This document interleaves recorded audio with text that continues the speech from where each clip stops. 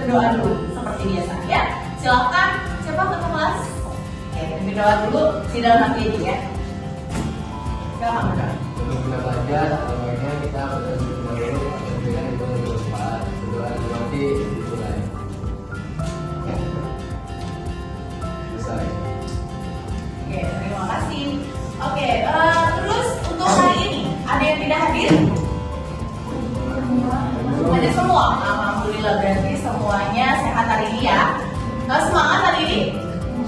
Oh, belum semangat ya. Tadi kalian kan disuruh bawa makanan pasca teman sempurna ya? Udah dimakan belum? Belum. Oke, nanti setelah break kita bisa sarapan pasca teman sempurna ya. Coba Miss mau tanya, yang bawa sarapannya apa aja? Raisa bawa? Oh, nasi goreng. Ada ini apa? Gak apa-apa. Nabil bawa apa Nabil? Bawa apa? Mie sayur. Sama? Bebek. Oke, itu udah sehat ya. Oke, kali bawa apa? Programnya apa? Ayam sama? Oke, yang hidup? Enggak? Oke. Siapa namanya Ida? Ida bawa apa Ida? Bawa apa? Ayam sama? Oke, oke. Ini deh, sebelum kita mulai, biar semuanya pada semangat, bisa tepuk semangat? Bisa tepuk semangat gak? Bisa lah ya tadi. Kita tepuk semangat dulu ya. Bisa nggak? Jadi nanti kalian ikutin aja ya, Miss ya. Oke, tepuk semangat.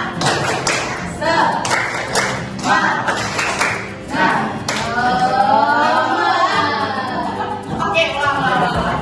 Oke, jadi tepuk semangat. Bisa ya? Oke, sekarang ulang lagi ya. 1, 2, 3. Tepuk semangat.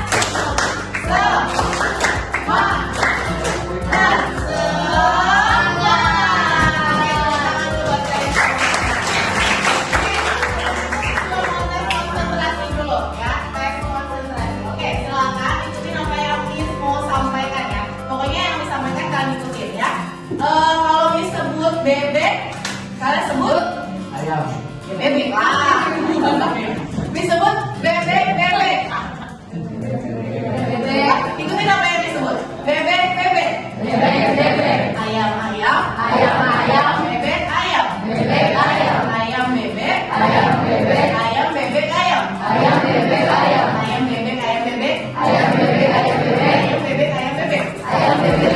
Ada berapa ayamnya? Nah, penjajahan atas bangsa Indonesia. Jadi kita akan flashback ke belakang. Kita akan melihat bagaimana sih kondisi bangsa Indonesia pada saat masa penjajahan, gitu ya. Oke, sebelumnya Miss pengen tanya, masih ingat gak sebelumnya kita sempat bahas tentang materi tentang keragaman budaya, keragaman alam Indonesia. Kira-kira kemarin yang menyebabkan Indonesia punya alam yang beragam itu karena apa? Kondisi geografis Indonesia. Oke, kondisi geografis Indonesia seperti apa? Indonesia punya dataran tinggi, betul. Itu kenapa sih? Karena berada di pantai tektonik. Oke, itu kan kondisi geologis. Kalau geografisnya berada di antara dua samudra apa saja? Pasifik dan India, dan juga dua benua apa namanya? Asia dan Oke, terus sekarang kita mau bahas tentang apa? Kita lanjut dulu ya.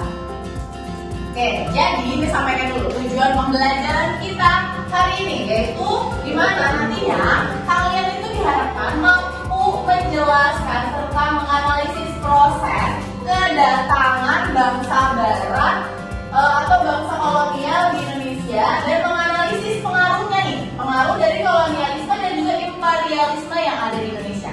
Jadi nanti setelah pembelajaran ini, kalian itu nanti bisa menjelaskan dan juga menganalisis proses kedatangan dan juga pengaruhnya, gitu ya. Oke. Nah, ini yang tadi kita bahas tentang posisi kan ada dua benua besar sehingga Indonesia menjadi lalu lintas perdagangan kan kemarin ya. Betul? Iya. Nah, kira-kira ada nggak sih kaitannya dengan kedatangan bangsa barat? Ada. Apa? Apa? Apa? Apa? Sumber daya. Oke, Indonesia kaya akan sumber daya. Kenapa sih? Kok bisa banyak sumber dayanya kemarin? Dari posisi geografis terdapat 2 musim gitu kan ya. Terus selain itu apa lagi? Tanahnya subur. Kenapa tanahnya subur? Karena iklimnya apa sih di Indonesia? Tropis. Iklim tropis ya kemarin ya. Iya, musimnya musim hujan betul. Iklimnya iklim tropis ya, sehingga tanahnya subur gitu ya. Iya, selain yang menyebabkan tanahnya subur karena iklim tropis, kenapa lagi? Karena posisi geologisnya tadi ya. Iya, jadi tanahnya subur. Oke. Nah, ini adalah peta bagaimana kedatangan bangsa-bangsa barat di Indonesia. Bangsa barat yang pernah ke Indonesia ada berapa sih? Ada 3. Tiga. Portugis, Belanda, Spanyol. Oke, ada satu lagi. Apa? Inggris, betul. Jadi ada 4. Ada bangsa Portugis, bangsa Belanda, bangsa Spanyol, dan Inggris. Itu bangsa barat yang sampai ke Indonesia. Baru yang terakhir bangsa mana yang datang? Dari Jepang ya, datang ke Indonesia. Nah, kalau bangsa baratnya, wilayah Eropanya ada 4 negara yang sempat datang ke Indonesia. Dan di sini ada peta penjelajahan samudra. Memang yang melakukan penjelajahan samudra itu adalah 3 bangsa ini, dari Portugis, Belanda, dan Spanyol. Di sini terlihat ya ada warna yang berbeda. Kalau yang warna merah dari bangsa Portugis ini kan mereka dari Eropa nih. Ini wilayah Eropa tuh sebelah sini, menuju ke Nusantara kita yang warna hijau di sini. Mereka lewatnya nih jalurnya nih. Tuh, laut sini yang si Portugis. Kemudian ada warna biru dari bangsa Belanda, dan yang terakhir warna hitam bangsa mana? Spanyol. Mereka mungkin perjalanannya bisa berbeda, wilayahnya atau jalurnya berbeda, tapi tujuannya bisa satu. Teori bahwa bumi itu bulat itu terjawab. Jadi di mana saja kalau kamu berjalan dari satu titik, kamu berjalan lurus ke titik yang lain, pasti nanti akan bisa kembali ke titik semula, gitu, ya kan? Nah, ini sebenarnya tujuan belajar samudra salah satunya itu, di mana kamu itu bisa membuktikan bahwa memang teori bumi itu bulat itu benar. Jadi dulu itu kan yang berkembang itu bumi itu datar kan. Jadi kalau sampai sekarang ini mau tanya, yang pertama, bagaimana sih pengaruh dari letak geografis Indonesia terhadap penjelajahan samudra dan juga kedatangan bangsa barat di Indonesia? Siapa yang bisa jelasin? Ada nggak sih pengaruhnya dari posisi geografis Indonesia tadi dengan kedatangan bangsa barat? Apa yang kita?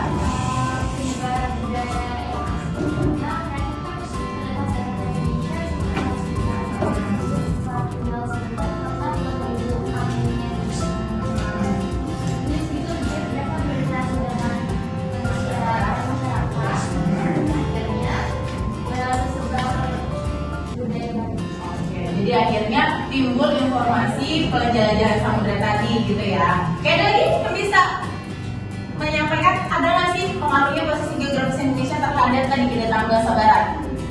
Kenapa gini ya? Kenapa? Apakah ada pengaruhnya dari posisi letak geografis posisi wilayah Indonesia tadi itu bisa mempengaruhi bangsa barat datang ke Indonesia? Ada nggak? Apa? Ada Indonesia ada di tengah-tengah mana? Antara dua benua tadi bukan bagaimana sih beragamnya alam Indonesia. Silakan disimak dulu videonya.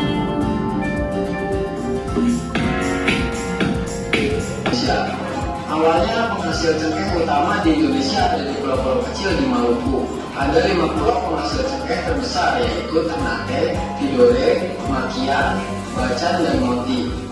Dulu sekitar abad 17 dan 18, cengkeh sama bernilainya dengan emas. Bahkan 1 kilogram cengkeh seharga dengan 7 gram emas. Cengkeh yang paling menarik minat negara luar adalah cengkeh dari Minahasa, yang konon katanya 1 kilogram cengkeh Minahasa setara dengan 50 kilogram cengkeh dari daerah lainnya. Yeay, tadi apa aja tuh yang ada di video?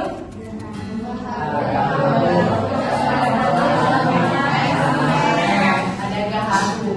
Udah pernah dengar istilah apa nama sumber daya namanya gaharu? Pernah dengar ya? Ternyata kalau kalian tahu gaharu itu adalah kekayaan alam, sumber daya alam yang cukup potensial di Indonesia. Tapi belum banyak orang yang tahu ya. Tadi buat apa gaharu itu? Buat pariwisata. Ya.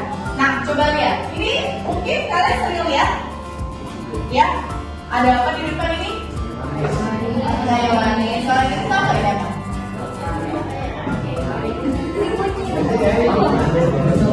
Ini apa tadi? Ini apa? Oh, ini dong. Kunyit. Oh, kalian tahu buku namanya Laos? Lengkuas. Tadi nyebut lengkuas, inilah lengkuas. Sebenarnya ada juga memang dari faktor ekonomi. Kita tahu ya, bangsa Barat pada saat itu sedang melakukan penjelajahan karena memang sedang mengalami krisis ekonomi. Makanya bangsa Barat dan Indonesia, khususnya kayak Belanda, itu membangun beberapa perusahaan-perusahaan, pabrik-pabrik yang bisa menunjang perekonomian mereka. Jadi mereka buat pabriknya di Indonesia, tapi hasilnya dijual keluar. Nah, ini salah satu bentuk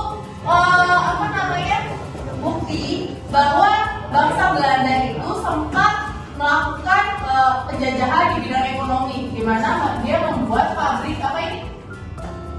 Gula. Pernah lihat gak sih pabrik gula? Ada pertanyaan di sini. Bagaimana penjelajahan samudra dan kolonialisme Barat itu bisa mempengaruhi Indonesia? Jadi, apakah bentuk kolonialisme dan imperialisme Barat yang dilakukan oleh bangsa-bangsa Barat tadi di Indonesia itu punya pengaruh di Indonesia? Itu yang akan kita bahas hari ini. Oke, so selanjutnya Chris akan bagi kalian menjadi kelompok-kelompok. Seperti biasa, kalian diskusikan lembar kerjanya. Setelah itu presentasi. Oke, bagikan dulu ya lembar kerjanya. Silakan dikerjakan. Boleh pakai handphone kalian untuk googling materinya. Manfaatkan waktunya untuk kalian kerjakan. Ingat, waktu mengerjakannya adalah 10 menit. Setelah itu presentasi ke depan. Oke, silakan dikerjakan.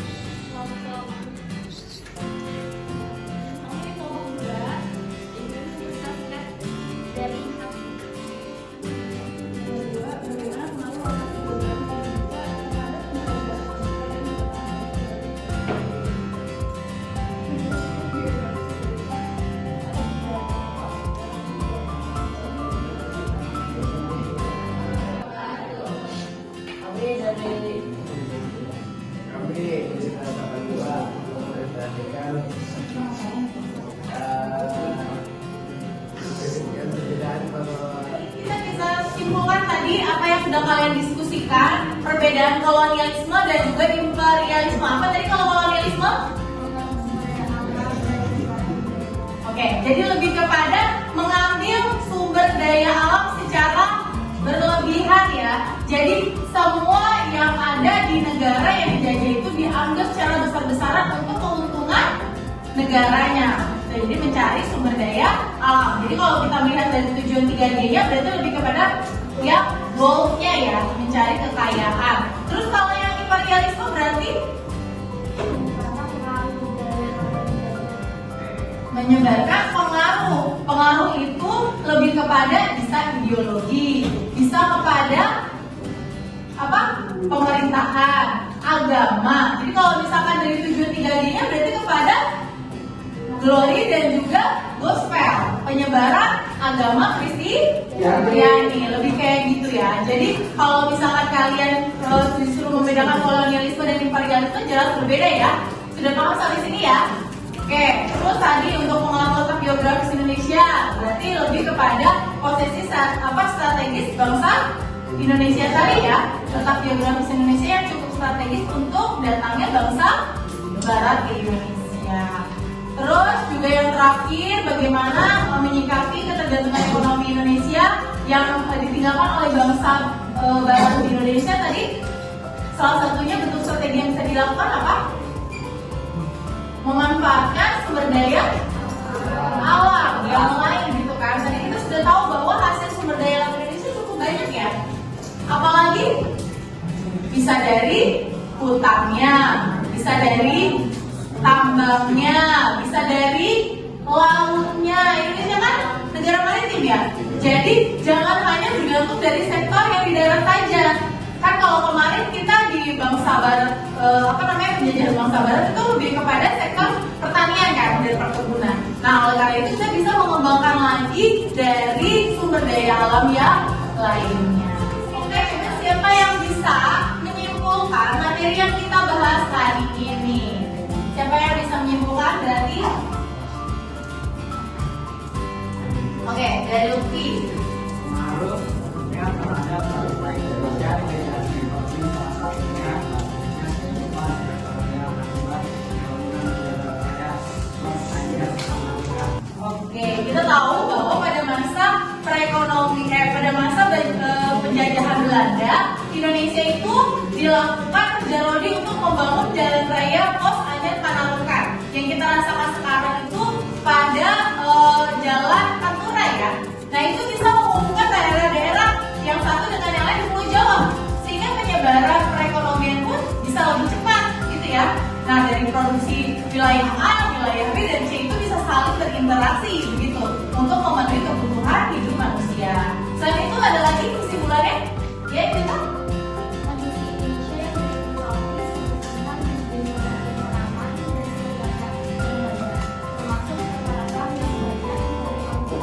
betul sekali. Jadi poin pentingnya kenapa bangsa Barat bisa sampai ke Indonesia tadi apa?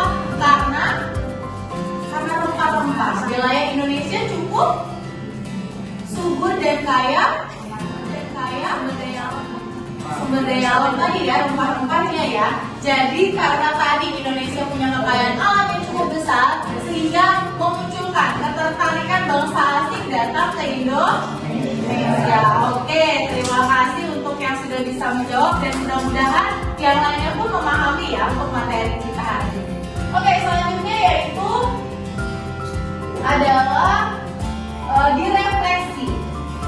Silakan kalian kerjakan dari link ini. Silakan boleh di-scan.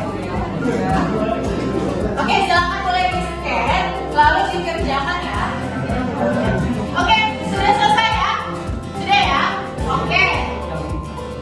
Nanti pertemuan selanjutnya kita akan bahas kembali materi ini tapi dalam bentuk proses. Jadi kita akan berikan proses kepada kalian untuk kalian kerjakan. Jadi silakan dibaca lagi materinya di rumah. Jika ada yang belum kalian pahami, silakan boleh bertanya ya. Jadi kita akan bahas kembali tentang materi hari ini di pertemuan selanjutnya. Oke? Oke, Oke, terima kasih untuk hari ini. Semoga pembelajaran hari ini bermakna untuk kalian dan juga bermanfaat untuk kalian. Terima